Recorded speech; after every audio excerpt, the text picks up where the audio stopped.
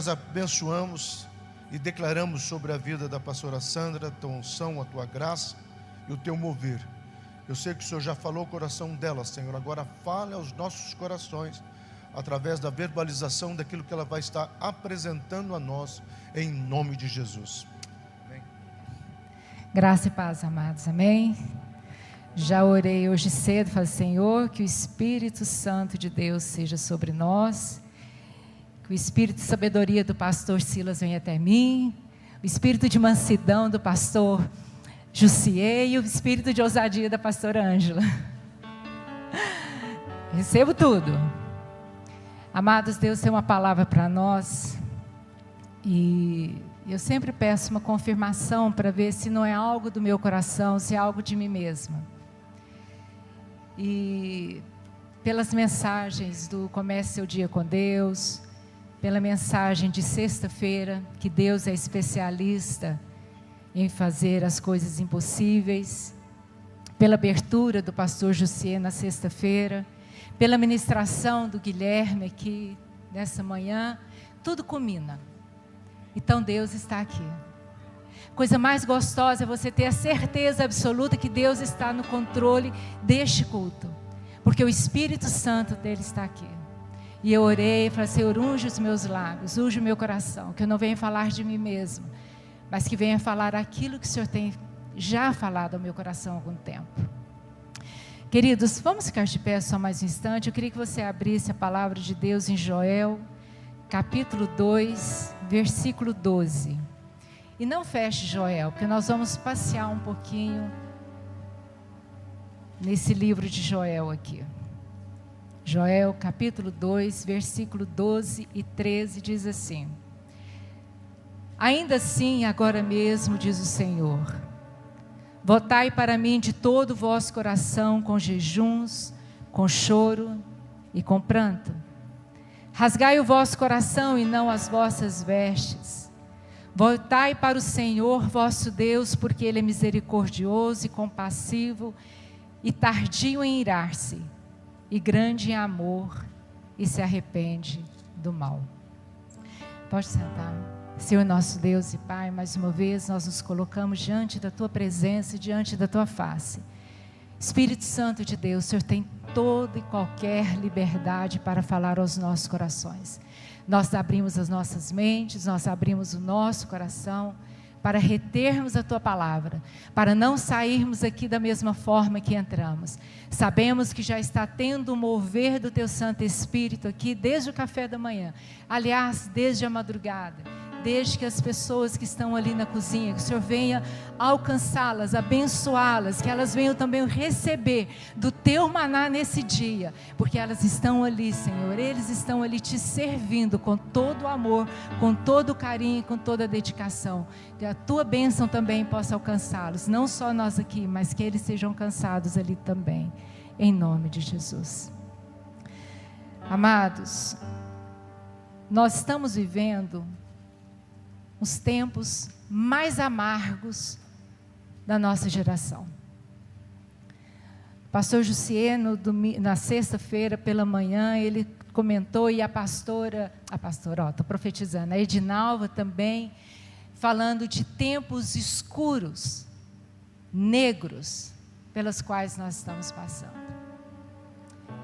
É uma força sobre-humana, é uma força espiritual demoníaca, maligna, perversa, que está agindo sem cessar, sem pausa, para diminuir, para afrontar, para destruir os fundamentos de uma família, os fundamentos da igreja, os fundamentos da sociedade, em toda a sua totalidade. Hoje há uma onda de cristofobia terrível. Há bem pouco tempo atrás eu vi um jovem nos Estados Unidos que ele estava lendo a palavra de Deus no momento de um desfile. Aquelas pessoas ficaram tão incomodadas que chamaram a polícia. Era um jovem de seus 16, 17 anos, ele só estava lendo a palavra. mas incomodou as pessoas. Aí o rapaz ficou assim, o que está acontecendo? Aí o policial falou assim, você está incomodando as pessoas. Falou, mas eu estou lendo só a Bíblia, mas está incomodando as pessoas. Então preste atenção, nesse exato momento, nesse segundo, há muitos cristãos no mundo inteiro, estão sendo perseguidos, presos, torturados e mortos. Pode ter certeza disso. E não só naquelas regiões que nós chamamos de portas abertas, da janela 22, aqueles que são uma perseguição velada, que está na cara que eles são contra o Evangelho, contra a palavra de Deus, contra os cristãos. Mas o pior disso, a perseguição mais poderosa, mais perigosa,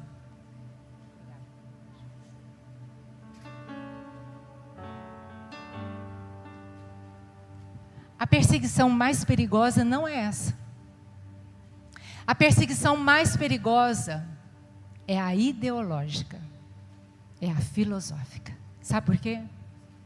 Ela vai entrando de mansinho, sutilmente, sem você perceber. E na medida que ela vai entrando, ela vai minando a fé cristã, ela vai minando a família, ela vai minando a sociedade, os parlamentos, ela vai comendo pelas beiradas. Essa é a pior perseguição, porque ela é sutil, mas tremendamente frontal. O ataque dela é terrível, terrível, e não percebemos às vezes. Algumas igrejas evangélicas, em várias partes do mundo, Daniel aqui deve ter visto na Bélgica, o Guilherme comentou muito, na Europa, nos Estados Unidos, até mesmo aqui no Brasil, vemos essas igrejas que estão se rendendo a essas ideologias, estão sendo mais liberais devido a essas ideologias, e isso é um perigo. Quando a gente olha para tudo quanto é lado, você vê crises, assim, gente, há uma crise tremenda nas famílias, porque essa ideologia, ela está entrando nas escolas, estão entrando nas universidades, estão entrando no parlamento, está entrando em todas as áreas da sociedade, e ela vai comendo e vai destruindo. Então, quando você percebe assim, Jesus, eu vou olhar, como é que será daqui a alguns anos? Eu tenho meus netos, como será daqui a alguns anos, quando eles estiverem maiores? Porque vai piorar, porque Jesus está voltando. O Guilherme mesmo falou, lá fora não tem nada de bom. Aqui sim, na casa de Deus, aqui que nós somos igreja, formamos como casa de Deus, somos templo do Espírito Santo de Deus. O que nós precisamos fazer? Qual a solução a hora que a gente vê essa crise vinda para tudo quanto é lado?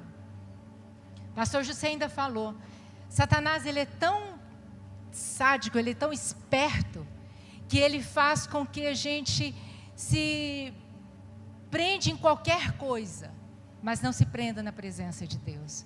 Você usa rede social, você tem tempo para sua televisão, tempo para jogar, para brincar, para sair, divertir, passear, mas nunca tem tempo para Deus. Isso é obra satânica.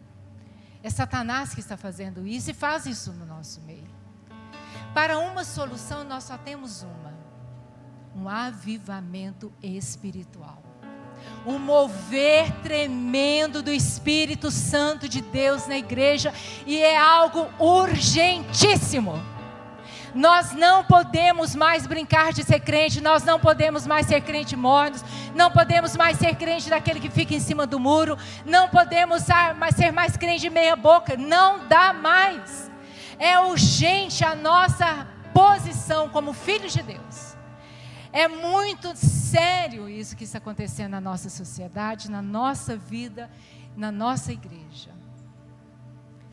E às vezes a gente olha, crise para tudo quanto é lado, a gente fala, e agora, José, para onde? Eu estava ouvindo um pastor falando assim,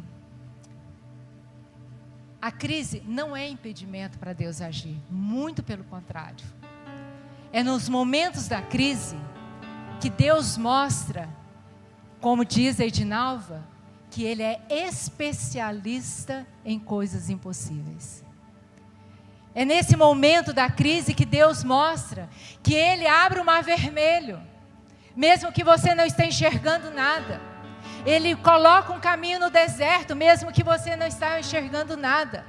Basta o quê? Voltarmos para Deus, voltarmos ao primeiro amor, buscar a presença e a essência do Espírito Santo de Deus na nossa vida. Vamos voltar aqui em Joel. Nós lemos aqui Joel 12, que é uma convocação de uma volta profunda para Deus. Volte-se para Deus. Mas vamos entender, eu sempre quando eu vou ler a palavra, estudar a palavra, eu gosto de entender o que estava acontecendo naquela época. Então vamos entender o que estava acontecendo lá com o povo judeu, com Israel. Joel 1,4 diz assim: o que ficou do gafanhoto cortador, comeu o gafanhoto migrador. E o que ficou do gafanhoto migrador, comeu o gafanhoto devorador. E o que ficou do gafanhoto devorador, comeu o gafanhoto destruidor. Vamos entender uma coisa. Naquela época, Israel, ela vivia única e exclusivamente da agricultura e da pecuária. De repente, vem 4 tipos de gafanhotos. Algumas traduções trazem como locusta, é a mesma coisa, gafanhotos. E gafanhoto é um inseto que quando vê uma plantação na frente, destrói tudo. Deixa nada para trás. E foram 4. O que um deixou, o outro veio e comeu, depois veio o outro, comeu, o outro detonou o resto que tinha. Então imagina para aquele povo que vivia da agricultura.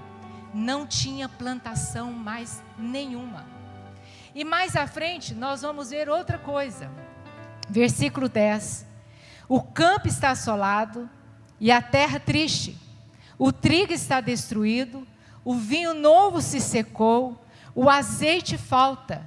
Desesperai-vos, lavradores, uivai, vinhateiros, sobre o trigo, a cevada, porque a colheita do campo pereceu. A vide se secou, a figueira se murchou, a romeira também, a palmeira e a macieira, todas as árvores do campo se secaram. A alegria se secou entre os filhos dos homens. Presta atenção. Além de eles ter perdido toda aquela plantação, havia uma seca terrível. Não chovia há um bom tempo. Todas essas árvores são árvores frutíferas. Nenhuma delas estavam produzindo nada. Aqui nós estamos vendo o quê? Uma crise econômica. Uma crise até mesmo de sobrevivência. Porque se não tem chuva, não tem plantação. E se não tem chuva, não tem pasto. E eu falei que eles vivem da pecuária. Veja lá no versículo 18. Como geme o gado, as manadas de vacas estão confusas, porque não tem pasto. Até os rebanhos de ovelhas estão sofrendo. Veja só a situação, a realidade deles naquela época. Sem plantação. E se você ler o versículo 17, fala que eles pegaram o pouco de semente que tinham, tentaram plantar, na esperança, na expectativa que ainda fosse dar alguma coisa, mas a própria palavra de Deus diz que a terra abortou, que morreu, que não nasceu absolutamente nada. Então, sem frutos, sem azeite, sem pasto. Então, se não tem pasto, o gado não come. E se o gado não come, ele fica fraco, não tem leite, não tem manteiga. E se fosse mineiro, ia falar que não tinha nem queijo. Então, presta atenção. Há uma crise generalizada. E se não tinha nada daquilo, eles não tinham como ofertar os cereais para a igreja. Então, havia uma crise também dentro da igreja. E para complicar aquela situação que eles estavam vivendo, no início do capítulo 2, Joel descreve uma invasão militar. Um povo estava querendo invadir ali. Agora imagina, crise política também. Crise para tudo quanto é lado. Olha para um lado, não vê saída. Olha para o outro, não vê saída. Mas Deus é bom. Deus é bom. Porque quando o seu povo se volta para Ele, Ele se mostra. Ele se revela. Ele mostra, eu sou o que sou. Queridos, aqui voltamos lá em Joel 2:12. Nós vemos algo já no início. Nós já vimos como estava aquela situação ali em Israel. E às vezes você na sua casa, na sua vida, você também pode estar com uma situação cheia de crise. Crise familiar, crise financeira, crise de relacionamentos, crise no trabalho, crise na escola. Você olha e fala assim, de onde me virá o socorro? Mas a palavra de Deus diz que o nosso socorro vem do Senhor que fez os céus e a terra. Queridos, é muito séria essa palavra para nós hoje. Se você aceitar, receber no teu coração, vai ser um divisor de águas na tua vida.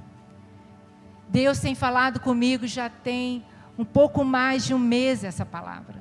Deus vem trabalhando comigo nessa palavra. E quando Deus fala aqui, ainda assim, agora mesmo, diz o Senhor. O que Ele está falando? Israel, meus filhos, meu povo. Ou aqui para nós, meus filhos. Ainda assim, mesmo que tudo isso, mesmo que não tenha plantação, mesmo que não tenha chuva, mesmo que tenha inimigos aí na porta para invadir Israel, mesmo que o seu gado está morrendo, não tem nada para eles se alimentarem, ainda assim, agora mesmo, eu posso mudar a tua história. Se você crer na palavra de Deus, ainda assim, agora mesmo, independendo do que você está vivendo, independendo que Deus, as coisas tenham acontecido na sua vida, ainda assim, agora mesmo, se você crer, voltado de todo o teu coração, Deus vai mudar a sua história. Deus vai mudar a sua história de uma forma que você fala assim, estou vivendo como quem sonha, eu não acredito nisso. Queridos, Deus é um Deus misericordioso. Deus é bom. Deus é fiel. Ainda assim, agora mesmo, diz o Senhor. Mas algo nós temos que nos atentar. Essa volta tem que ser uma volta urgente para Deus. Urgentíssima, para ontem. Mas não é voltar para Deus de qualquer forma. Não é voltar para Deus porque eu estou com enfermidade. Não é voltar para Deus que eu estou com problema financeiro. Não é voltar-se para Deus porque eu estou com problema familiar, ou seja lá qual problema que você tiver. Você pode ter todas essas motivações sem problema. O único problema é que quando as pessoas se voltam para Deus para resolver os seus problemas são resolvidos e elas se afastam de Deus novamente. Essa volta para Deus tem alguns passos, vamos dizer assim. Primeiro, voltai para Deus de todo o vosso coração. O que ele está querendo dizer? Intimidade, relacionamento, tempo de qualidade na presença dele. É você reconhecer que Ele é Deus, que Ele está acima de todas as coisas e jamais se ausenta do trono. Reconhecer que Ele é bom todo o tempo, em todo lugar. Reconhecer que Ele é o alfa, Ele é o ômega, Ele é o princípio, Ele é o fim, Ele é o rei dos reis, é o Senhor dos senhores, maravilhoso, conselheiro, príncipe da paz. Reconhecer quem é Ele, não aquilo que Ele pode fazer por você. Isso é consequência. Quem é Deus na sua vida? Quem é Deus na sua história? É você colocar o seu joelho no chão e falar, Deus, eis-me aqui. É você acordar pela manhã e colocar Deus em primeiro lugar na sua vida. É colocar e comer do teu maná.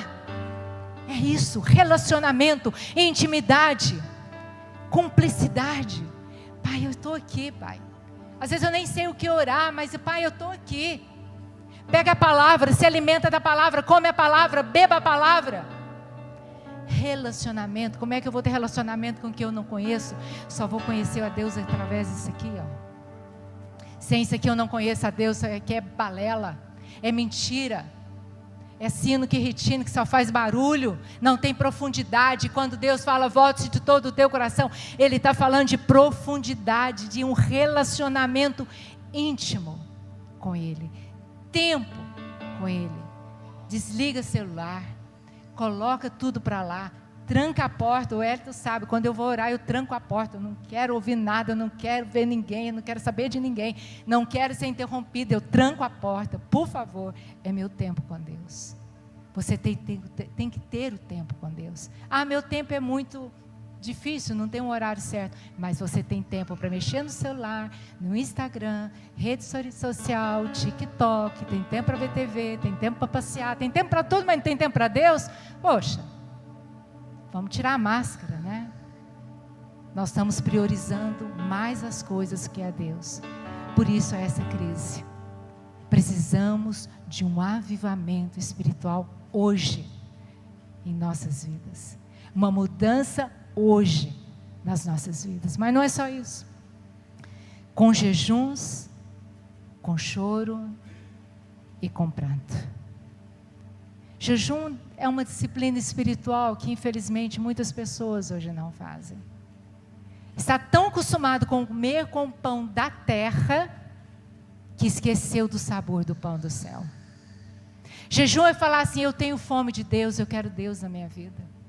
Quando eu jejuo, eu falo assim, eu vou deixar de comer o bom para comer o melhor. Eu vou me saciar do melhor. Isso é jejum.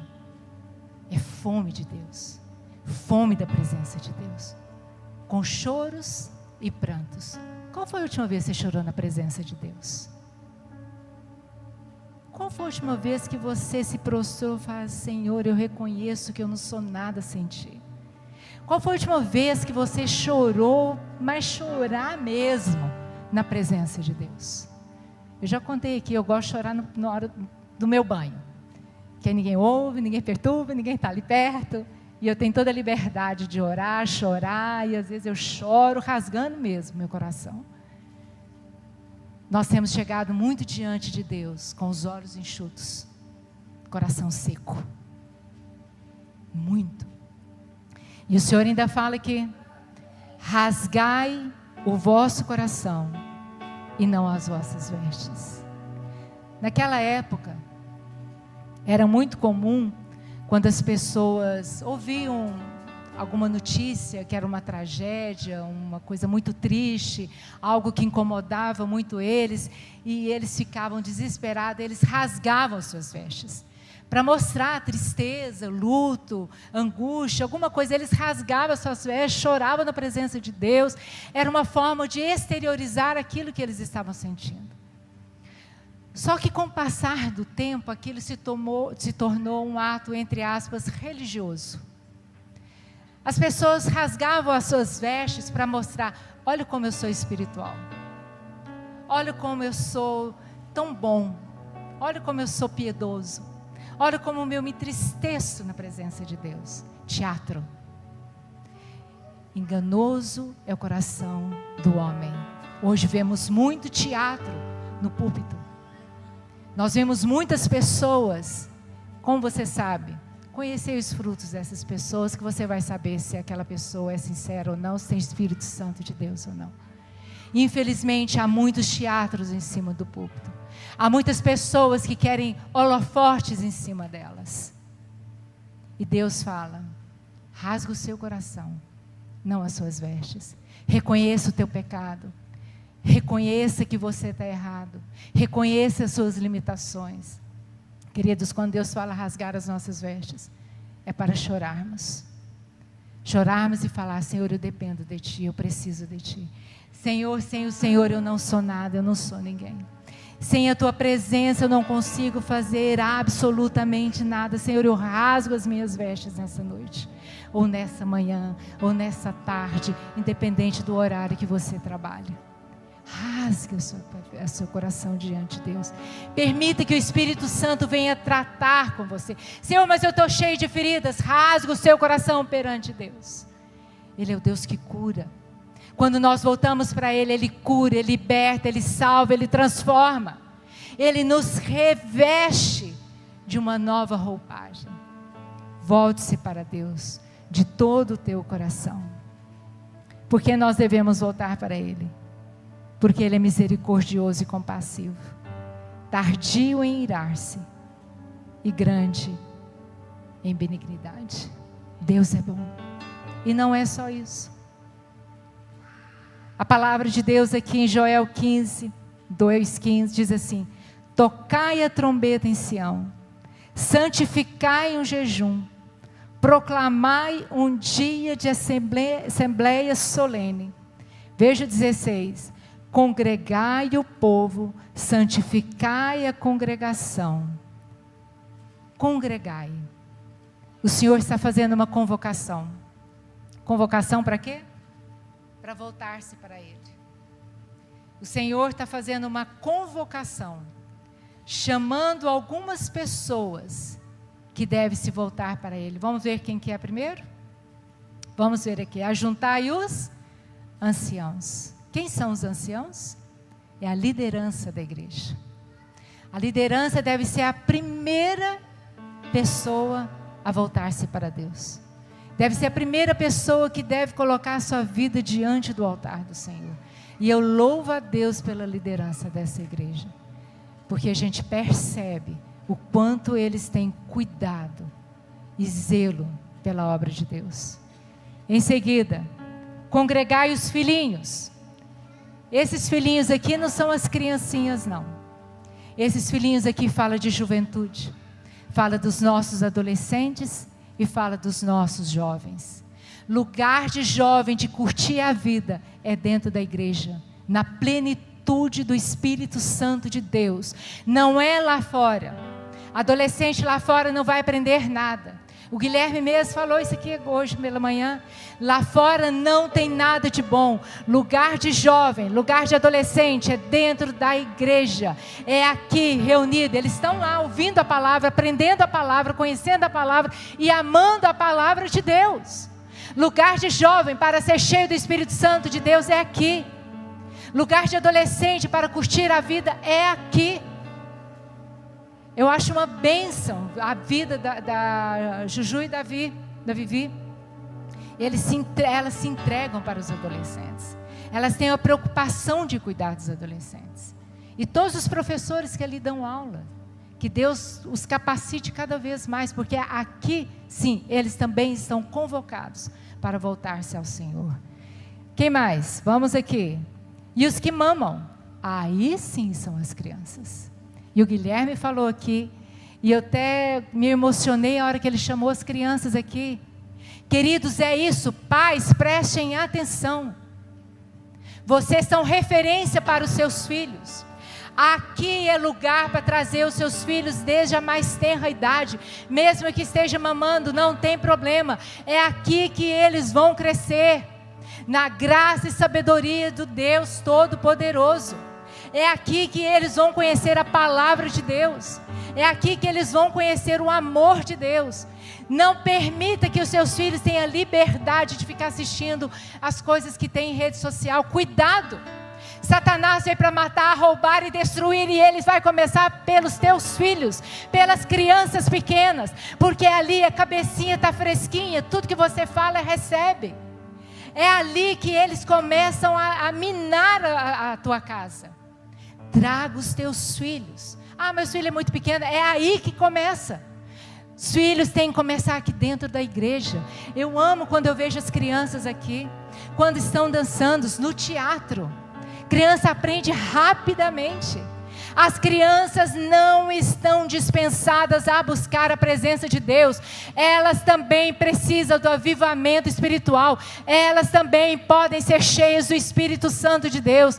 Nós queremos ver os nossos jovens, os nossos adolescentes, nossas crianças falando: assim diz o Senhor. E aonde elas estiverem, a luz de Cristo venha brilhar na vida delas. Queridos, meus pais, preste atenção. A palavra de Deus diz que você tem que ensinar o teu filho no caminhar, no deitar, no sentar, no levantar, 24 horas por dia. Você vai falando, colocando na cabecinha delas o que é virtude, o que é caráter de Cristo, para que esse caráter seja formado, porque quando eles estiverem maior, não adianta. É desde criança. Aqui é lugar do seu filho. Aqui é lugar daqueles que mamam, dos adolescentes, dos jovens, independente da idade. Ore para seus filhos. Ah, meus filhos nunca vieram à igreja, já são adolescentes. Ore, você é pai, você é mãe. Ore, coloca teu joelho no chão. Você sabia que quando você coloca o joelho no chão, você se rende?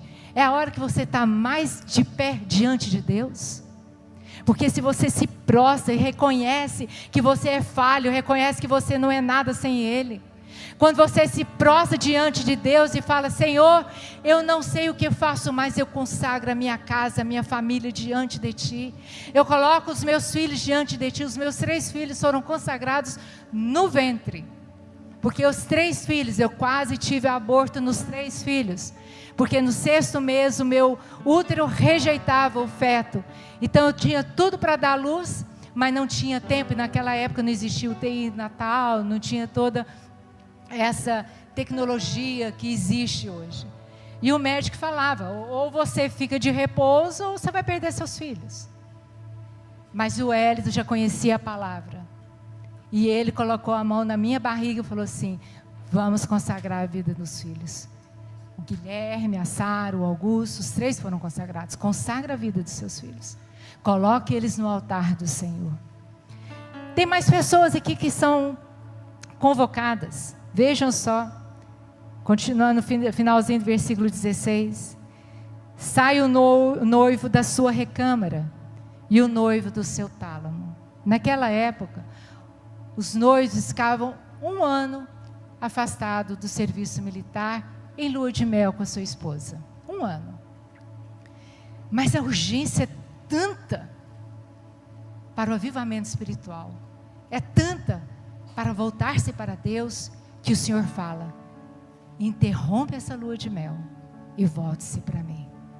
É a prioridade que nós temos que ter na vida de Deus. E mais uma pessoa, mais um grupo de pessoas, e esse grupo o Senhor até fala um pouco mais: chorem os sacerdotes, ministros do Senhor, entre o alpendre e o altar, e digam: poupa teu povo ao Senhor, e não entregues a tua herança ao opróbrio, para que as nações façam escárnio dele, porque diriam entre os povos: onde está o seu Deus? Quem são os sacerdotes, os ministros do Senhor? Naquela época, os sacerdotes eram aqueles que representava entre o povo e Deus, levava os sacrifícios, ensinava a palavra, ensinava a lei. Hoje os sacerdotes são os nossos pastores. E eu louvo a Deus pela vida dos nossos pastores, porque eles oram, eles choram, eles clamam por cada um de nós, eles intercedem por cada um de nós. E há um peso espiritual na vida do pastor Silas, pastora Ângela e do pastor Josia. Há um peso espiritual. Por que eles choram? Porque, como diz o pastor Silas, ele vai estar lá no céu com um caderninho, notando quem que entrou. Eu já quero estar lá. Em nome de Jesus. Ah, você está aqui? Opa, você já chegou. Oh, mas que benção te encontrar aqui. Vai olhar o nome de todo mundo. É isso, amados. Pastor é isso, ele gera as suas ovelhas, ele ora pelas suas ovelhas, para que não caia em tentação, para que não sejam envergonhados, porque infelizmente, as igrejas evangélicas estão sendo conhecidas muito por escândalos, muitos escândalos. Não sei se foi essa semana ou semana passada, eu ouvi um pastor falando que era a favor do aborto. Sem comentários. Liberalismo. Vergonha, isso é vergonha, porque aí as pessoas de fora vão falar assim: onde está teu Deus? Como assim? Tem crescido o ateísmo muito grande na nossa geração.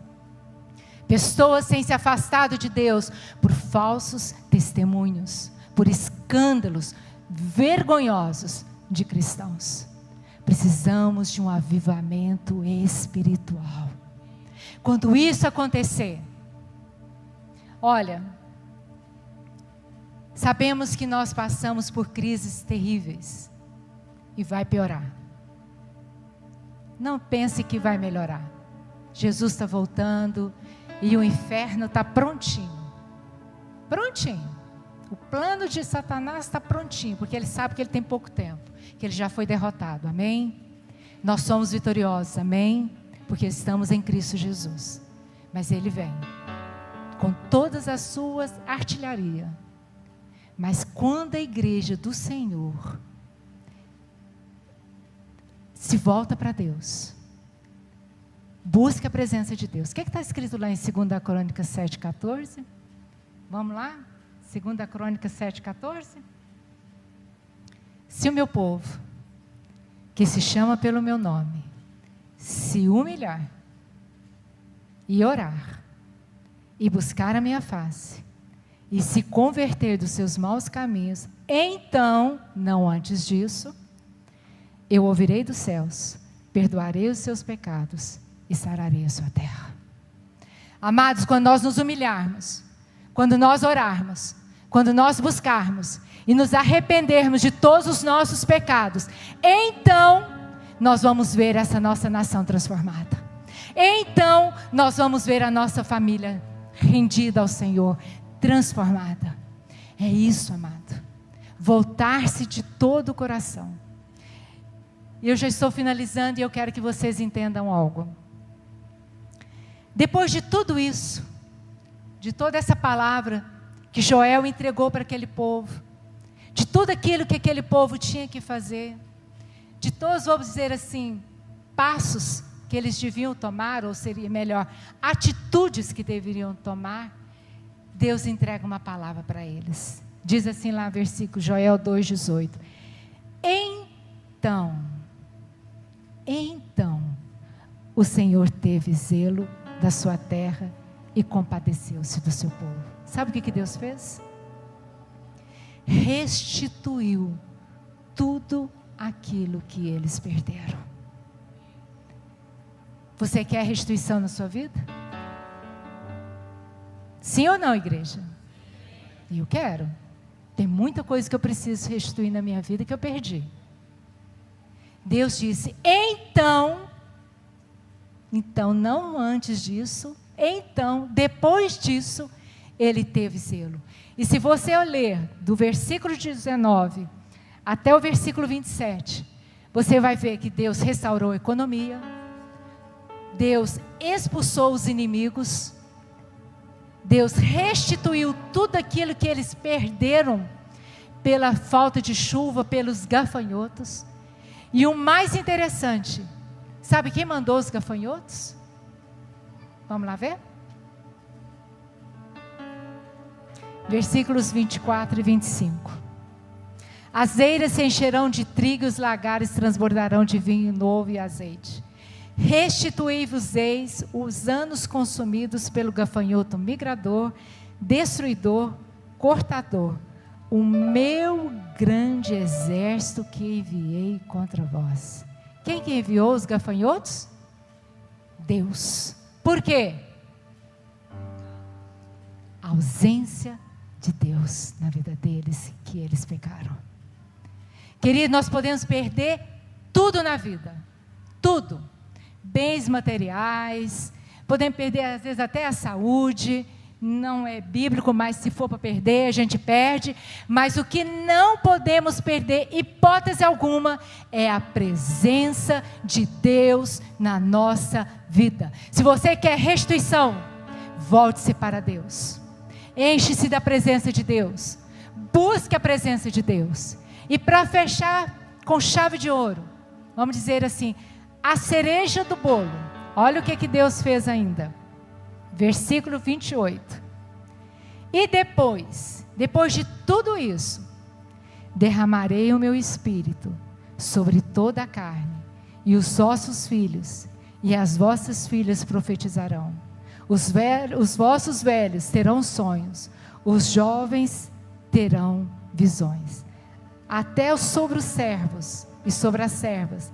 Naqueles dias derramarei o meu Espírito. Querido, sabe o que é isso?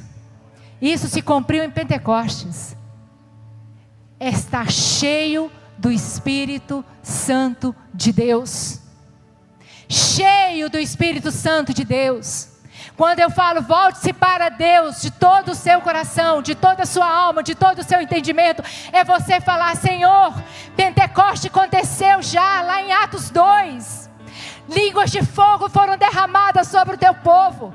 E línguas de fogo estão sendo derramadas essa manhã em nossas vidas. A presença de Deus está sendo derramada em nós essa manhã. Querido, sinta o mover de Deus. Sinta a alegria de Deus, porque a alegria do Senhor é a nossa força. Deus está aqui, o Espírito Santo está sendo derramado sobre nós. Aqui está o segredo para uma igreja vitoriosa. Aqui está o segredo para o avivamento espiritual. Ser cheio do Espírito Santo de Deus. É você não temer a morte. É você não temer o diabo. Você pisa na cabeça dele. É você não temer nada. Não temer perseguição. Que venha qualquer coisa. Nem o diabo, nem ninguém tem poder sobre mim. Porque maior é aquele que está em mim do que aquele que está no mundo. É Deus que me move, é Deus que me reflete na minha vida. Eu sou aquilo que Deus quer que eu seja. Ele sonhou comigo quando eu estava no ventre da minha mãe. Deus tem um propósito na vida de cada um de nós. Enchei-vos do Espírito Santo para proclamar, porque os jovens vão profetizar.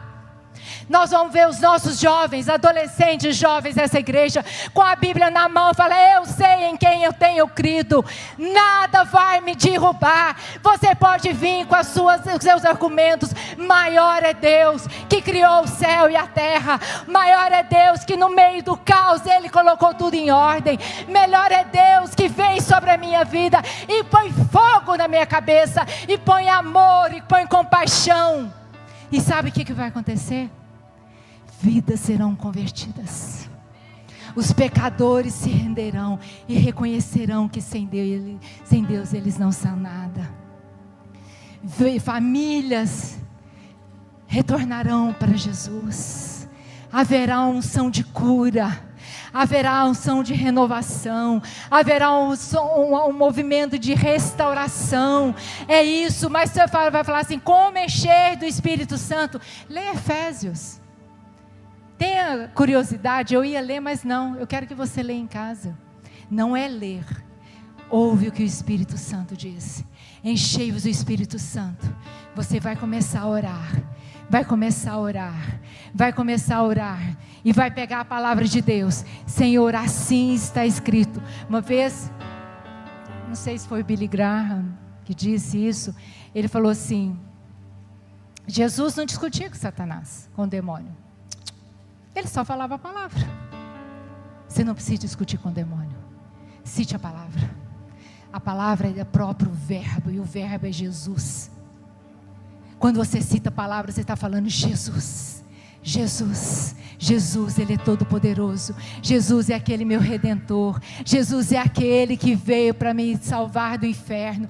Jesus é aquele que contém as chaves da morte do inferno. Jesus é aquele que é o detentor de toda honra e toda glória. E você começa a falar, e você fala: Santo, Santo, Santo, Santo, Santo. Até os querubins fecham seus olhos com as suas asas para não ver, que não consegue refletir a santidade de Deus. Deus é santo, e sem a santificação ninguém verá a face de Deus. Precisamos ter uma vida santa, precisamos ter uma vida reta, precisamos ter uma vida rendida aos pés do Senhor Jesus. Você foi criado para o louvor da glória dEle. Você não está aqui por acaso, você não é um acidente. Deus te criou, te chamou essa manhã, e você que está me ouvindo pelas redes sociais também. Deus te chamou para te conduzir. Volte-se para mim. Você quer milagre? Volte-se para mim. Encha do Espírito Santo. Ore em línguas. Ah, não sei o que orar. Ora em línguas, vai orando. Porque a oração em línguas não é para o homem, é para Deus. Vai orando em línguas, vai se edificando. A oração em línguas te edifica e vai curando, e vai transformando, e vai fortalecendo. Amados, só seremos vitoriosos quando chegar o avivamento espiritual. E o avivamento espiritual começa com você. O avivamento espiritual começa aqui dentro comigo. Se eu não estiver cheio do Espírito Santo, eu não vou ver esse avivamento. Eu não vou ver esse milagre. E Deus quer fazer milagre essa manhã. Deus quer renovar a sua vida. Deus quer te fortalecer. Deus te fala essa manhã: eu sou contigo. Eu sou contigo. Feche os teus olhos.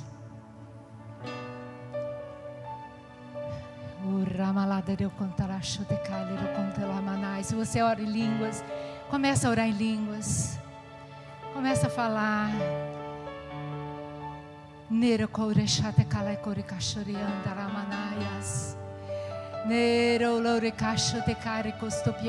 Espírito Santo de Deus, que como fogo lá em Pentecostes, unge a sua igreja, derrama com uma provisão de uma forma sobrenatural. Que eles venham sentir o toque do teu Santo Espírito agora. Aqueles que estão desanimados, ó Pai, que sejam renovados. Aqueles que estão entristecidos, que venham receber a alegria do Senhor, que é a nossa força. Senhor, restaura a tua igreja, cura a tua igreja, ó Pai. Senhor, eu quero colocar cada vida que está aqui nessa manhã. Que o fogo do teu Santo Espírito venha descer de uma forma tremenda. Que os seus corações venham arder. Ter fome e sede da tua presença. Ter fome e sede do teu amor. Ter fome e sede da tua palavra. E que venham se arrepender do mal. E que venham buscar mais e mais e mais e mais e mais e mais e mais de ti, Senhor. Oh Pai, Tu estás aqui. Tu estás aqui. Eu sei que os seus anjos aqui estão colhendo as orações dos seus santos e apresentando diante de Ti. O Senhor conhece o deitar e o levantar de cada um. O Senhor conhece o som dos seus corações.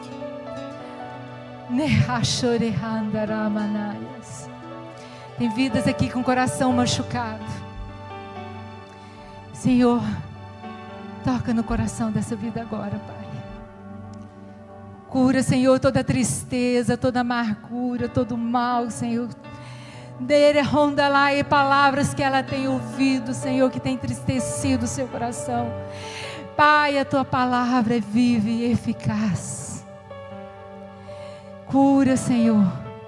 Arranca pela raiz toda essa raiz de amargura e de tristeza, Pai, que tem trazido enfermidade. Senhor, revela-te ao teu povo nessa manhã. Senhor, em nome de Jesus Cristo, visita as pessoas ali da cozinha, Pai. Eu sei que os teus anjos já estão postos ali junto delas. De cada um que está ali. Que a tua doce unção seja derramada sobre a vida deles também, Senhor.